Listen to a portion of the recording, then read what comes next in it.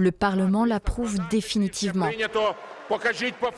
Yurei Nihmara devient le nouveau ministre de la Défense ukrainienne.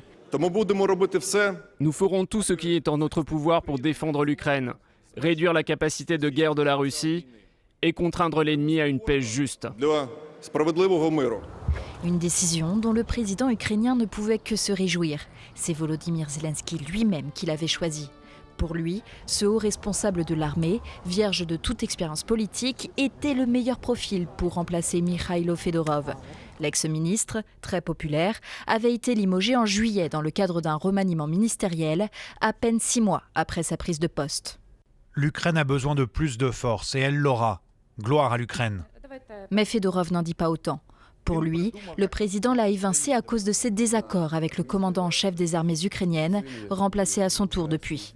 Dans un discours diffusé mardi sur YouTube, où il condamne la corruption dans le pays sans citer de nom, le prédécesseur de Khmara a appelé à des élections en Ukraine. C'est la première fois qu'une personnalité politique de premier plan fait frontalement cette demande. La démocratie ne peut pas être l'otage de la Russie. Ses partisans, déjà descendus dans la rue au moment de son limogeage, manifestent de nouveau. Ils demandent la réintégration de Mikhailo Fedorov dans le gouvernement et pensent eux aussi qu'un nouveau président devrait être élu, même si la loi martiale empêche toute tenue de scrutin. Je soutiens Fedorov, mais je ne pense pas qu'il y aura d'élection. Je pense que Volodymyr Zelensky devrait tout simplement démissionner. Volodymyr Zelensky s'était déjà exprimé pour justifier l'absence d'élection présidentielle prévue initialement en 2024. Aujourd'hui, il n'a pas réagi à ces critiques qui interviennent alors que le bureau anticorruption mène une enquête visant des membres de son cabinet et des parlementaires.